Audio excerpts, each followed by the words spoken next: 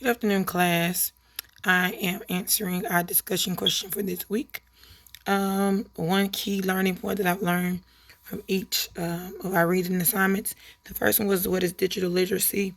My take on digital literacy is it is just the way to be knowledgeable of the digital and be digital savvy and knowledgeable about technology.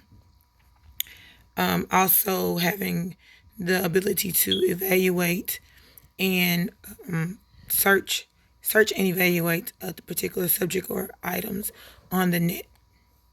7 ways why digital literacy is important for teachers. That was very interesting to me.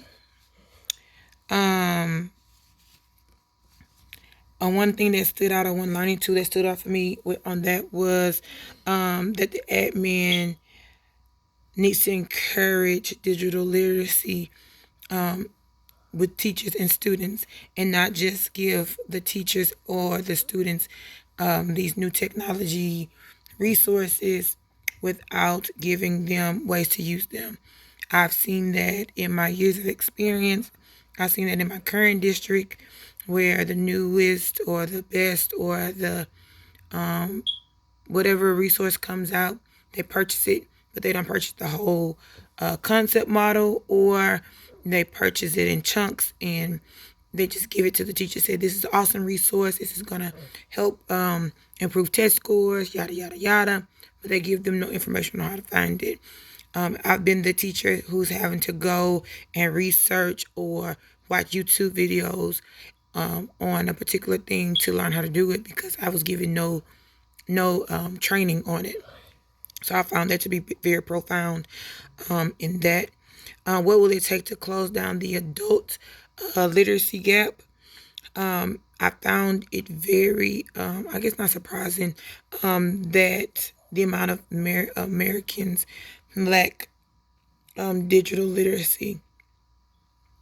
I would say it's probably more so of that 45 and up age, who are maybe 50-ish, 50s, 60s, who have gotten to a certain point in their life and they feel like they don't have to learn anymore, that they have no need for the technology, i.e. cell phones, smartphones, things of that nature. I have dealt with that with my father. He did not want a smartphone. He felt like his flip phone was working perfectly, until I showed him how easy it was to navigate through a smartphone and how many tools he could actually use and utilize for himself as well as his business. So I can see how that could be. One of the questions was about the Ed Sports page, Twitter feed. The It said it was the article, the surprisingly low-tech ways schools are keeping students off tech. I agree and disagree.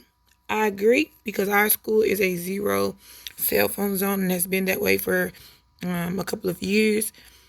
I think they went to that policy to help with bullying, cyberbullying, things of that nature, and I get it.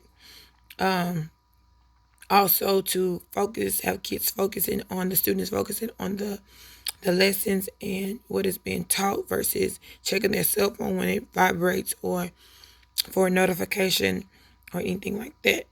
What I don't agree with is spending $20,000 on a pouch to secure a cell phone in a school. I understand that they are trying to keep the students from using their phones, teachers as well. However, I feel like $20,000 is a bit expensive and probably could have been used more beneficially for the student body for something within the school. And that's just my take, and that's just my personal opinion.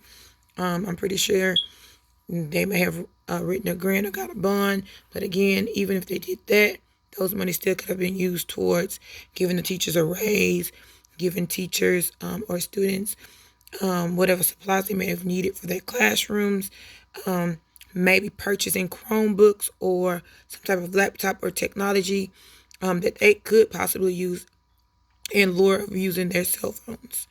That's just how I feel about that.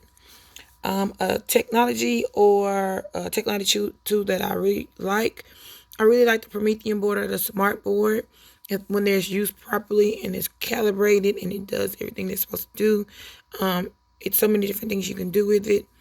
I've seen the Promethean board used in PE classes, making it interactive where the students hit the board and numbers come up to answer math questions, have vocabulary words. The kids are able to go up to the board and touch the board, feel the board, and use the different tools of the board, as well as write on it, circle things, use different colors, shapes, all those different things. I also really like Edmodo. It is a educational social media platform that enables you to upload documents. Much like Facebook, it kind of resembles Facebook actually.